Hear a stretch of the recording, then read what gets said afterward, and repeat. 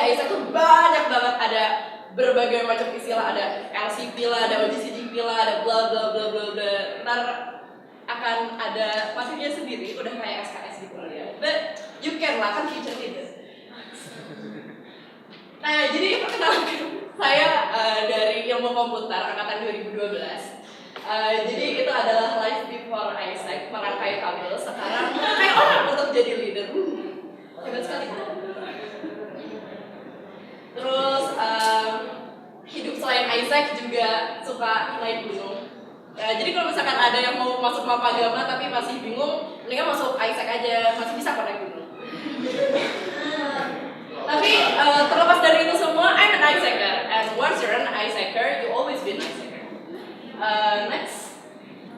Nah, jadi mungkin pada penasaran, enggak sih? Saya aja pengen kasih tahu. Jadi first touch point saya di Isaac itu tuh zaman aku masih zaman aku masih SMA. Jadi di SMA aku dulu itu tuh sempat ada semacam lomba gitu. Terus pemenangnya dikasih semacam free pass buat masuk ke EYC gitu tuh, ASEAN Youth Congress. Nah, itu tuh acaranya tuh di Jakarta waktu itu. Terus si EYC ini gimana ya, anak SMA kan masih labil, terus kayak seneng gitu kalau ketemu bule, kayak ketemu orang-orang dari macam-macam kan seneng. Terus Isaac tuh kayak gini, oh ya keren ya kayaknya.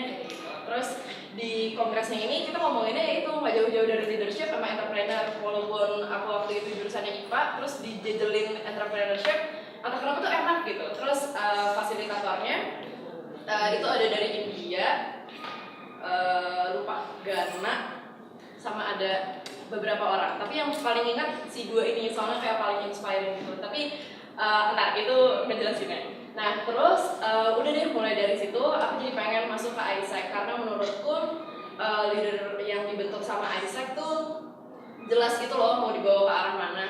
Terus jelas juga ngedevelopnya lewat jalur apa, terus apa aja yang dilakuin. Soalnya kadang aku tuh suka ngerasa organisasi yang aku ikutin itu kan juga ngejadiinnya kan leadership development, tapi begitu ditanya, oh ya gimana caranya? Lihat aja nanti pasti leadershipnya asah kok kayak, oke gitu. Kalau misalkan di Isaac tuh jelas dari awal tuh udah dikasih tahu ngedevelop leadershipnya dalam bidang apa, emang kamu apa gitu loh yang mau kamu capai. Jadi ada banyak semacam tool di sini yang ngebantu kamu untuk defining, redefine kamu itu sebenarnya siapa as a person and what you really want in life.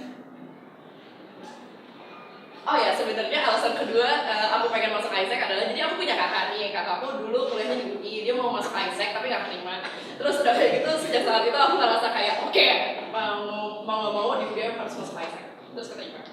Nah jadi sebenarnya salah satu pertanyaan yang nge-trigger kayak sebenarnya itu pertanyaan yang nge-trigger buat jadi LCP-nya sih. Soalnya kalau misalkan waktu itu jadi member emang udah paham nih, aku emang pengen ngisi kegiatanku di UGM tuh pakai Isaac karena menurutku itu kegiatannya seru kayak gitu-gitu. Alasan-alasannya masih yang kayaknya seru kegiatannya, lumayan nambah temen kayak gitu. Tapi as time goes by, pertanyaan ini tuh muncul kayak is this enough? Kayak apakah belajar di ilmu komputer kayak is this enough?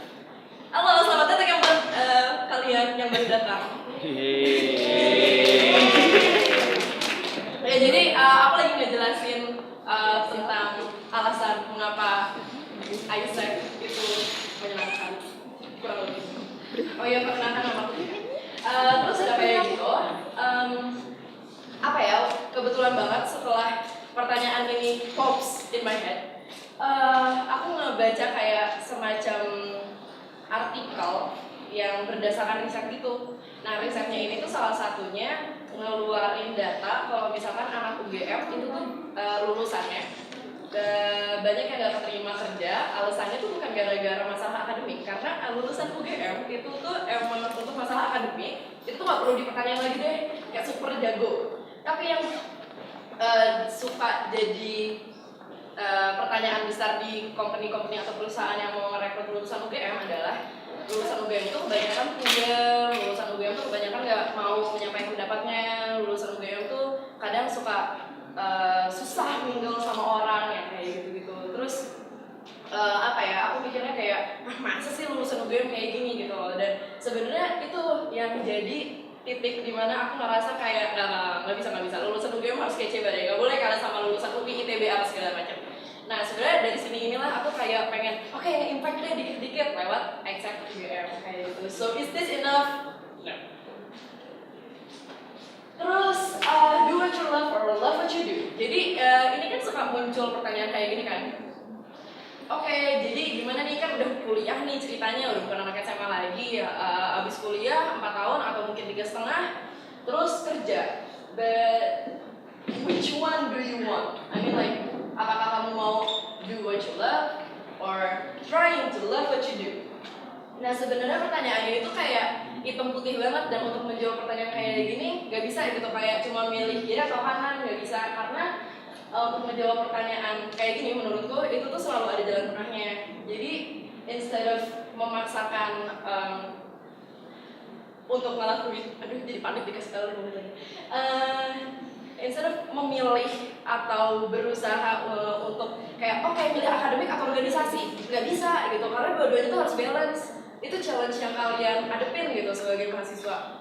Jadi kayak pertanyaan macam akademik atau organisasi itu pertanyaan yang udah pertanyaan basi banget kalau misalkan menurut aku. Karena kalau misalkan aku milih love what you do, akademik, do what you love, organisasi, harus milih, nggak bisa. Karena dua hal ini itu adalah dua hal yang harus kalian buat balance di hidup kalian. Nah, jadi masuk ke permasalahan yang lebih general. Sebenarnya kalian kayak bosan gak sih yang ngeliat di berita kayak orang-orang bilang kelaparan di inilah, wabah di inilah, korupsi lah bahkan kayak gitu-gitu. Sebenarnya itu tuh challenge yang Indonesia hadapin saat ini. Dan selalu setiap tahunnya, bahkan setiap bulannya, kayak permasalahannya tuh selalu sama. Selalu beda, sorry. Nah, dan penyelesaiannya tuh selalu berbeda-beda. Tapi kita next.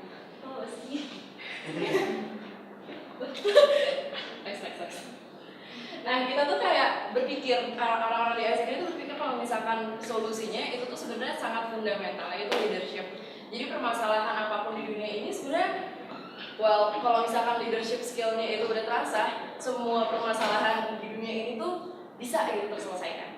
Nah, tapi leader seperti apa sih yang dibentuk sama Isaac?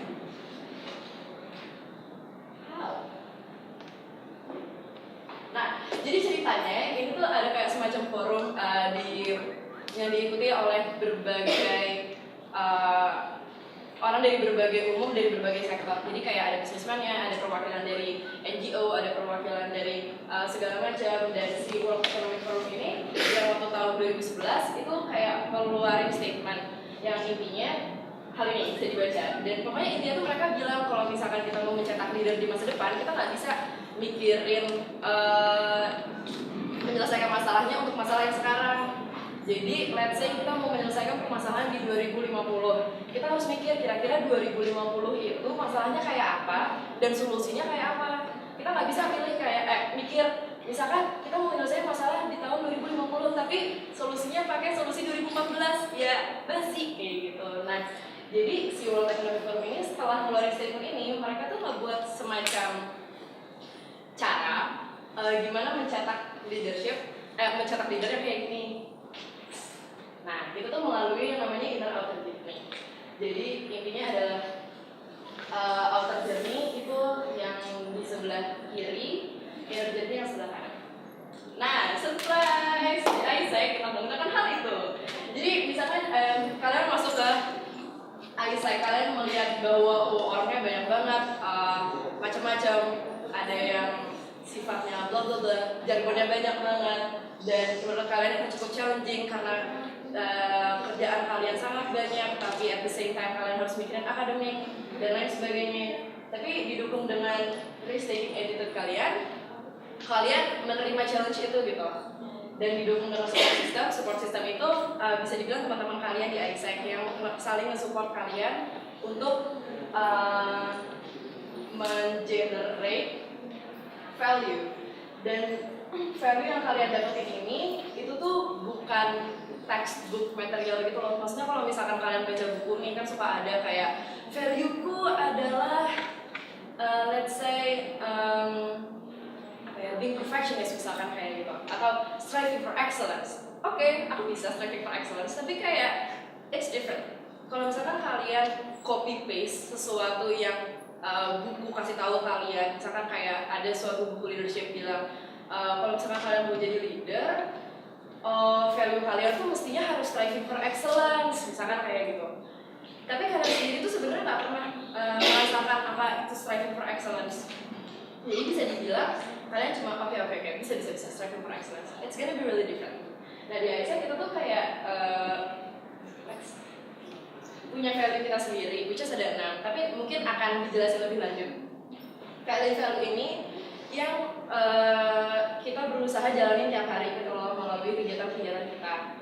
Nah dari ke-6 value ini sebenarnya apa ya, salah satu motivasi member kita, member di Isaac untuk menjalani kegiatannya itu salah satunya tuh untuk memastikan value-value ini tuh ada di kalian semua.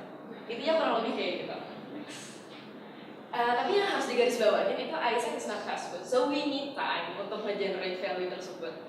Gak bisa kayak misalkan kalian masuk Isaac terus kayak the next day, boom, you're perfect leader. Gak bisa kayak gitu. Kayak semuanya butuh waktu, dan for sure Isaac juga butuh waktu. Next, we build something inside of a person that will last. Jadi, sesuatu ya, dan sesuatu itu